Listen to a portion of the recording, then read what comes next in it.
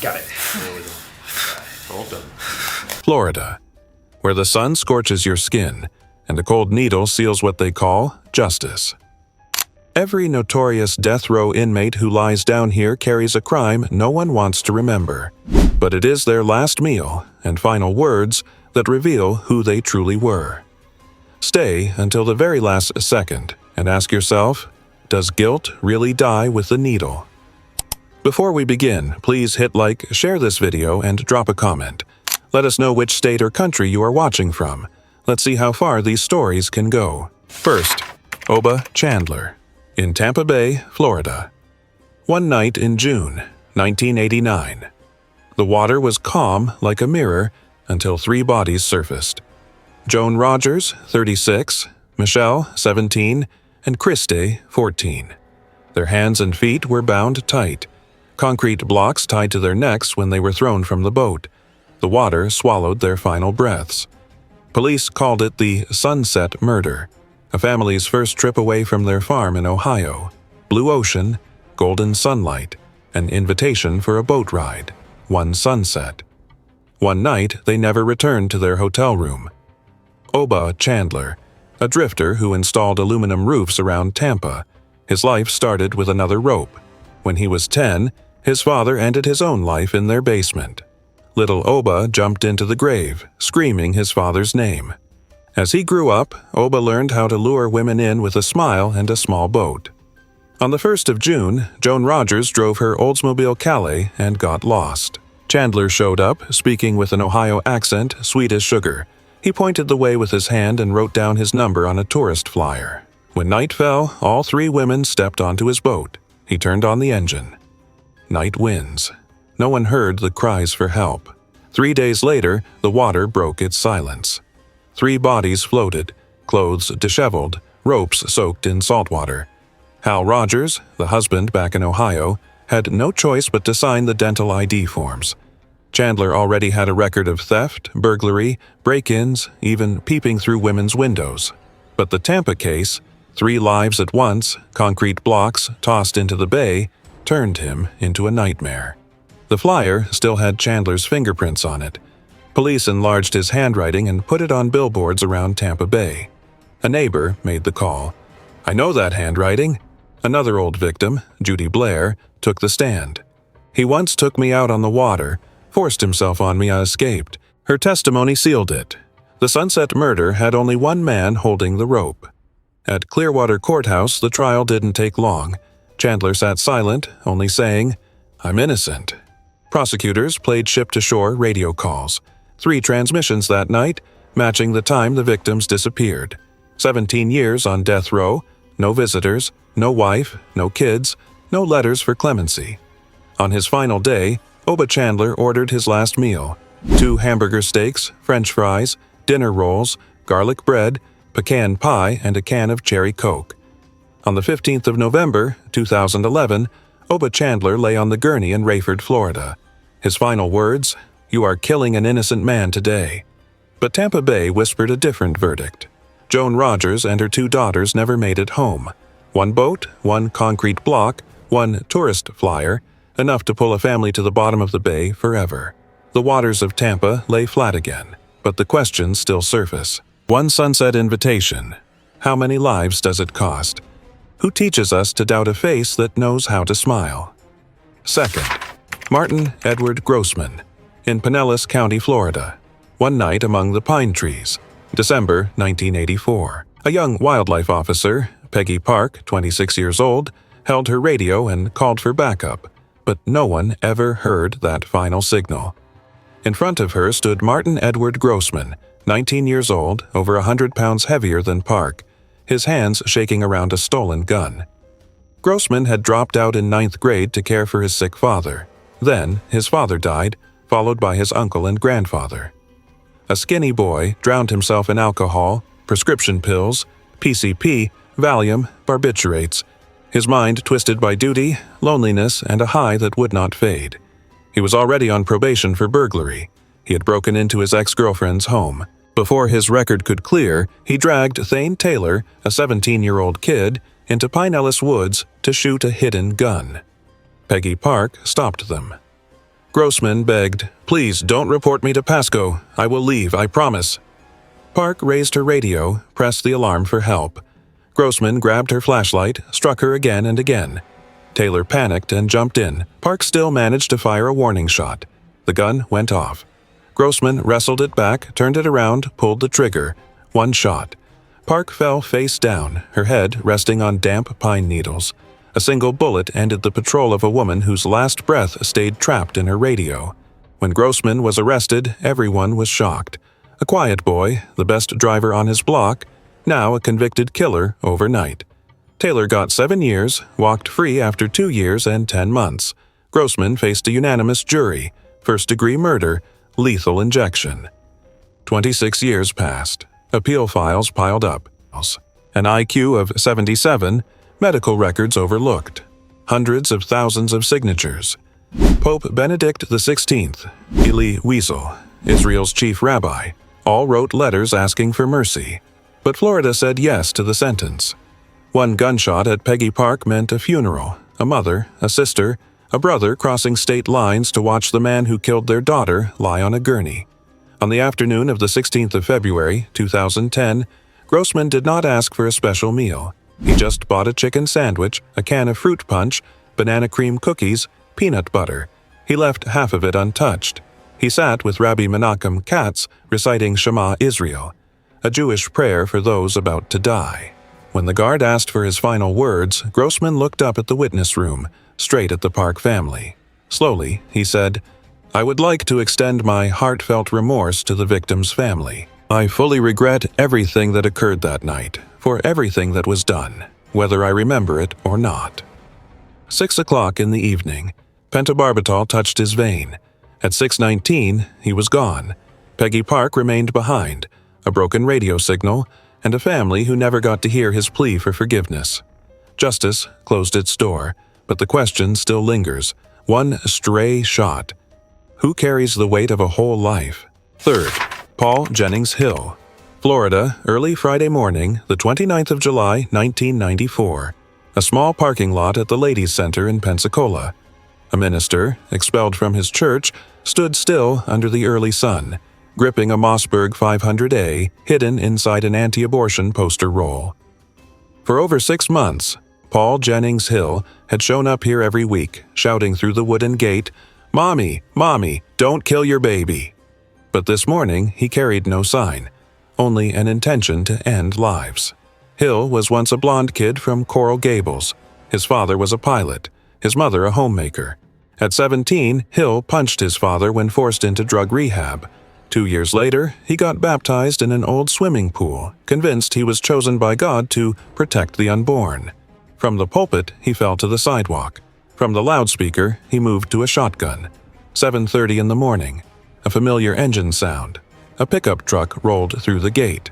Hill stepped aside, eyes locked on the driver. James Barrett, 74 years old, a retired Air Force colonel.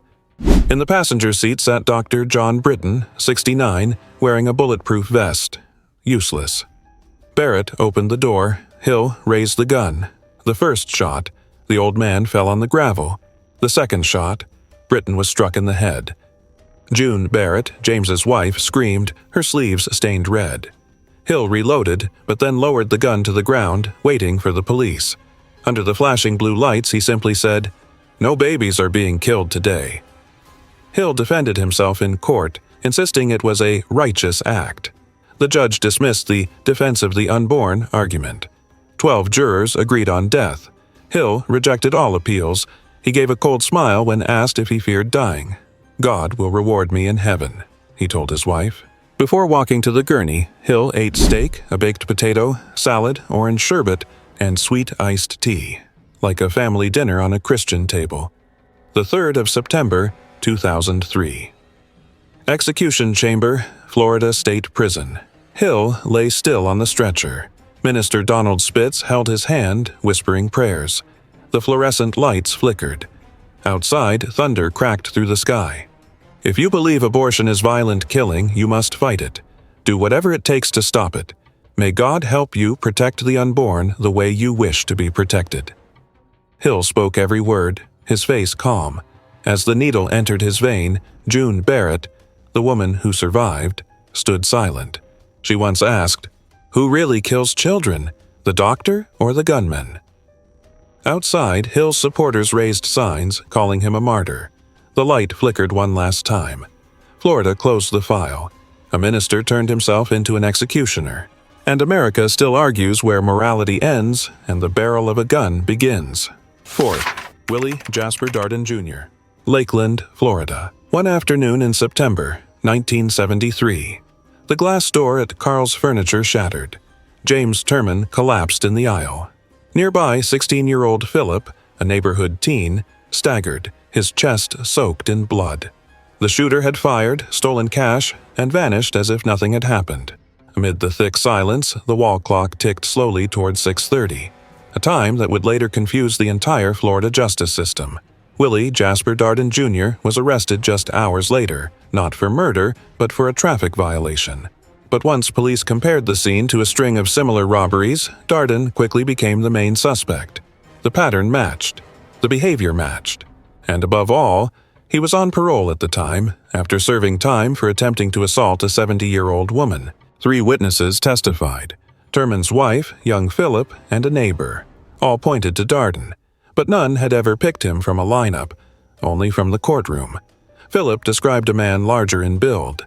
The wife hesitated, and the defense lawyer ignored a key alibi from a woman who claimed Darden had been at her home during the entire time of the shooting.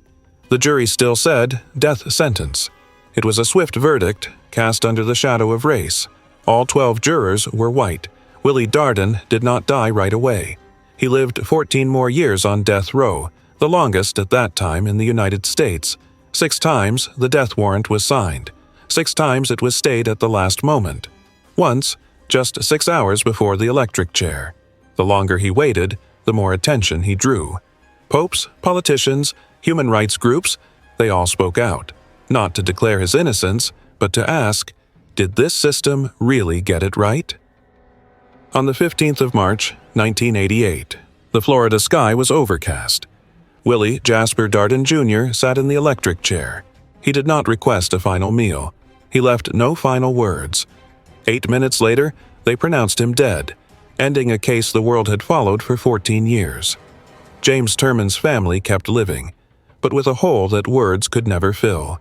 And Darden, the man who left an entire legal system twisting in doubt, now exists only as a name on paper.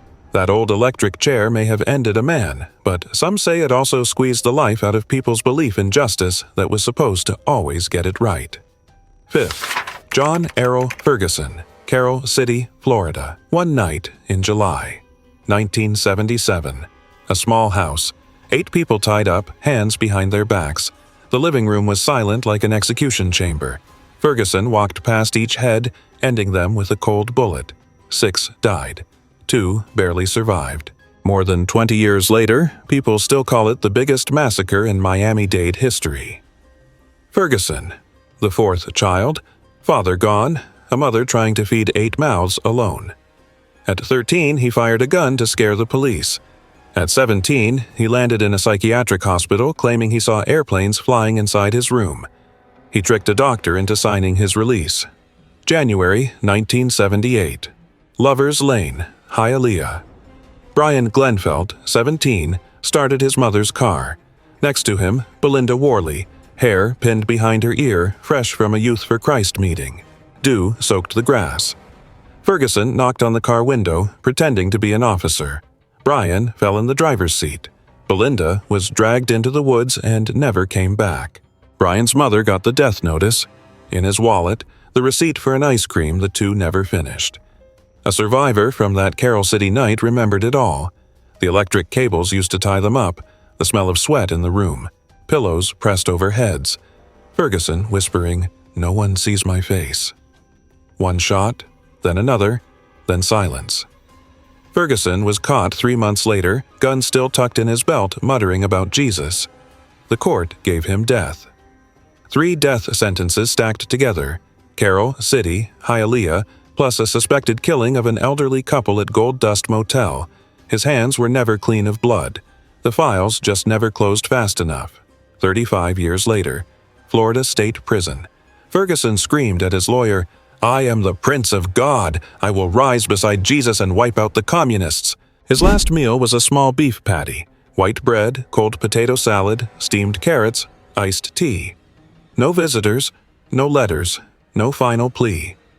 At 6:17 in the evening, the needle found his vein. Ferguson still spoke his final words.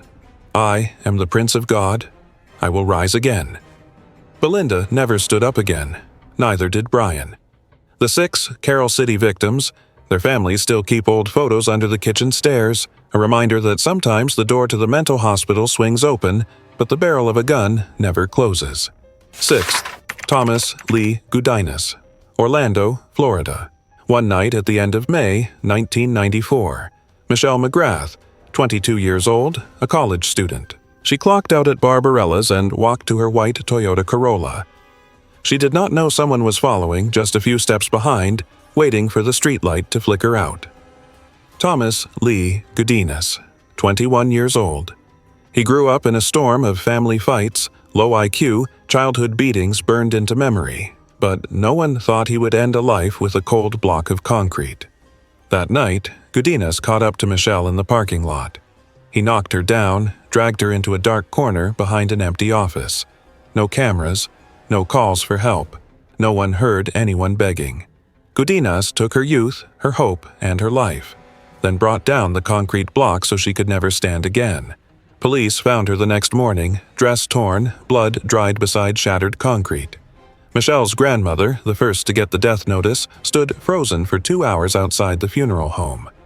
She stared at the car carrying her granddaughter's body, mouth silent. Gudinas left the scene like nothing happened. He grabbed another beer at a bar, drove through Orlando streets like a ghost. But an anonymous call exposed him. His clothes still stained with blood. DNA left no room to lie. In the interrogation room, his story cracked apart. For 3 decades, he clung to the courts with plea after plea. Low IQ, mental illness, a miserable childhood. But the forensic file did not forgive.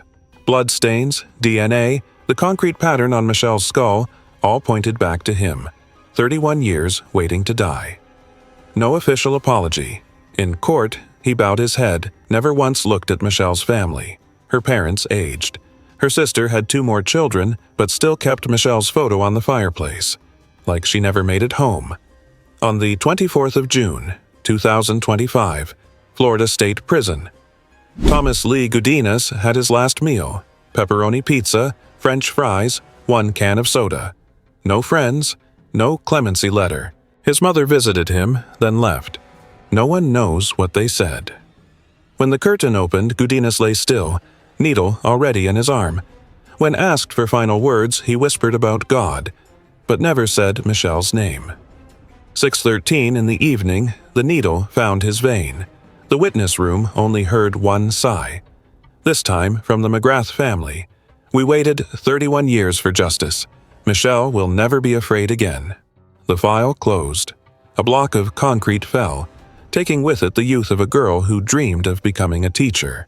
Orlando's bars still glow at night, but Gudinas stays behind, a dark stain that will not wash away. 7th, Leo Jones. Under a yellow streetlight, Thomas Safransky's patrol car, 28 years old, Jacksonville police, sat still. One hand on the wheel, eyes blinking heavy. Then a bullet cracked the windshield, bounced off the wire screen, and buried itself in Safransky's skull. 1 shot, 1 life gone. Leo Alexander Jones, 31 at the time, was arrested inside an apartment not even half a block away. 2 Winchester rifles under the bed. A signed confession, black ink, words rushed and jagged. Jones claimed he shot the officer for revenge after beatings. But then he changed his story. He said he was forced to confess. He said it was a lie. A handful of shadowy witnesses pointed to Glenn Schofield, another drug dealer, a man who shot another cop later on, as the real gunman. But no one ever stepped forward in court. Jacksonville police closed the file on his confession. An all-white jury, 1 stray bullet, 1 life with no more questions asked. Jones sat on death row for 17 years, his appeal files stacked up like an encyclopedia. The judge kept shaking his head. Some people felt sorry, some just smirked. Everyone got tired of the same question. Who really pulled the trigger?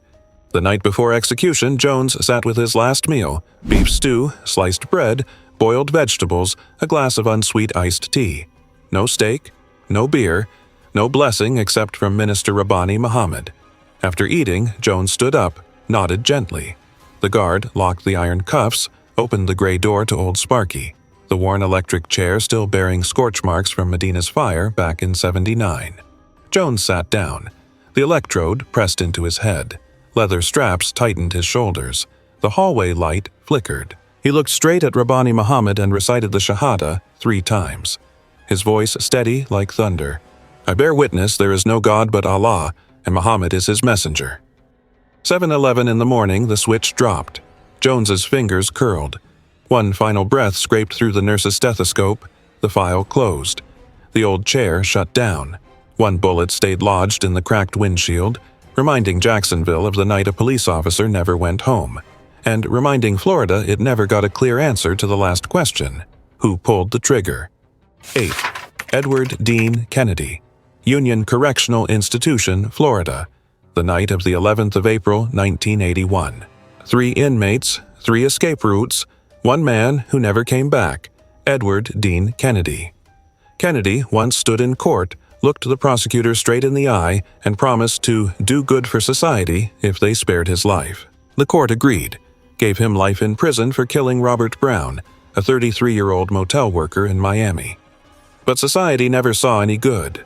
They only saw Kennedy cut through wire fencing, scale a stone wall, and vanish into the Union night. Just hours later, at an old wooden house in Clay County, Floyd Cohn, the owner, heard the door slam open. Standing there was Edward Dean Kennedy, prison clothes stained with mud, gripping a shotgun taken from the family's gun cabinet. Cohn never made it to the phone. Trooper Robert McDermott, Cohn's cousin, happened to stop by that same night. 2 shots, 2 lives gone. Kennedy changed clothes, stuffed his pockets with shells, and slipped away. But Kennedy did not get far. He stopped at the next house over. A family was having dinner. He pointed his gun, paused, and demanded the TV station broadcast the standoff live. While waiting for the news truck, Kennedy kicked back, legs crossed, remote in hand, chatting with the hostages like he owned the place. Police set up barricades. Reporters camped out. But instead of a gunfight, Kennedy opened the door, pushed the hostages out, and raised his hands. "That's enough show," he said. Back behind bars, Kennedy bragged, "I once saved myself in court. This time I saved myself out here." But those same words could not save him again. The jury took only hours. Death sentence for Floyd Cohn and Trooper McDermott, the state trooper who never returned to his Interstate 95 patrol post. In the death chamber, Kennedy still grinned, telling old stories to the guards. "If I'd missed that shot, maybe I'd be eating a sandwich in Miami right now." But the final twist did not come from his mouth. Oliver Cochran, his partner in the Robert Brown killing, stayed locked up until the day he died. The man who once pulled the trigger with Kennedy died old in prison. But Kennedy met Old Sparky, the electric chair, in the summer of 1992. On the 21st of July, 1992, Kennedy ate steak, baked potato, salad, and vanilla ice cream for dessert. The last bite was still melting on his tongue when the red light in the witness room flicked on. He said nothing to anyone outside, just mumbled something about God and the good he once promised to society. The current snapped. A light rain fell on the prison roof. Edward Dean Kennedy, the man who promised good, left behind 2 bodies, an escape, and a cold reminder: not everyone who begs for mercy keeps their word. 9th. John Ruthell Henry, Hillsborough County, Florida, the night of the 22nd of December, 1985. 1 week before Christmas.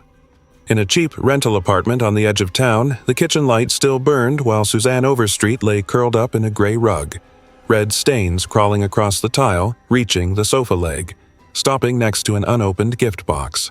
Eugene Buggy Christian, 4 years old, was gone. Police pushed open the door, the stale smell of cigarette smoke clinging to the room, a single stub crushed in the ashtray. Detective Faye Wilbur, the same cop who once dragged John Ruthell Henry out of the bushes, stood still, staring at an old family photo where Suzanne once smiled, holding her boy outside a grocery store. Henry had stabbed Patricia Roddy, his first wife, 30 times inside a car, leaving 2 children screaming in the dark. He served 7.5 years, smiled at the guards, promised to be a better man. But outside the bars, the cigarettes, the booze, the knife, all waited for him. Henry married Suzanne, a single mother with a little boy and a night shift paycheck too small to buy a bus ticket out. He hit her. She begged for a restraining order. But that night, days before Christmas, he knocked on her door, said, "Let me buy Buggy a present." She opened it. Suzanne dropped to the floor. Henry lit a cigarette, stared at his wife's body like a ruined gift. Then he rolled her up in an old rug and took Buggy away. A cold night. Wind cutting skin. Henry drove to Thonotasassa, an empty lot with rotten chicken coops. Buggy cried, asked where his mother was. The blade slipped across the boy's neck. Henry left him behind the fence. The cold dirt kept the stain Buggy never got to outgrow. Henry checked in at the Twilight Motel, poured bourbon for a new girlfriend, mixing it with old blood. At dawn, Wilbur kicked in the door. Arrested him again, a decade, 2 case files. The same man, John Ruthell Henry. In the interrogation room, Wilbur asked, "Why?" Henry stared at the ceiling, took a drag. "I did it. He deserved it." No recording, no pen, no paper, a confession drifting like smoke. 2 trials, Hillsborough for Buggy, Pasco for Suzanne. The jury heard how Henry sat smoking beside his wife's body, then drove his son to die behind a chicken coop. His lawyer held up papers. IQ 70, schizophrenia, a torn childhood. Doctors fired back. He knew what he did when the blade cut. He knew how to take a final drag with cold blood beside him. Death sentence, then appeal. Then the Florida Supreme Court overturned it, gave him a new trial because Buggy's autopsy photo shocked the jury too much. But the sentence stayed the same. 2 deaths, 2 ropes pulling him onto the gurney. On the 18th of June, 2014, Florida State Prison. Henry refused his last meal. No sandwich, no fries, no soda. He just asked to go quickly. The chamber door closed. The fluorescent light flickered. He looked at Selena Geiger, Suzanne's niece, Buggy's cousin, through thick glass. "I can't erase what I did. If I could, I would. If you can forgive, please forgive." Pentobarbital touched his vein. 10 minutes later, the light went dark. Henry's breath ended. But the kitchen floor in apartment 9, still stained. And Buggy never got to see another Christmas. 10th, Clarence Edward Hill, Pensacola, Florida, the night of the 19th of October, 1982. A bank alarm went off at midnight. 2 officers, Stephen Taylor and Larry Biley, swept the parking lot, flashlight beams crossing brick walls and glass doors. In a dark corner, Clarence Edward Hill crouched still, hand gripping a pistol. He had cracked open the safe, but the siren wailed too soon. No warning, no talk. 1 shot sliced through the police radio. Taylor fell in the driver's seat of the patrol car. Biley staggered against the door, blood soaking his shoulder, calling for backup over the crackling channel. Hill vanished into the wet night, leaving behind flashing red and blue lights on the street, a dropped helmet, and a statement never written. By dawn, Hill was caught not far from the bank. Gunpowder on his hands, fingerprints on the grip. He mumbled a confession, then fell silent. The Florida court did not take long. Death sentence. But the bullet Hill fired was not what killed him. It was the needle that dragged on for 24 more years, 2 decades behind bars. Hill filed appeals thicker than a Bible. He did not argue he was innocent, only argued how they planned to kill him. Hill claimed lethal injection was cruel, violating the 8th Amendment against brutal punishment. He turned the death chamber into a second courtroom, pulling the whole country into one question. 1 needle.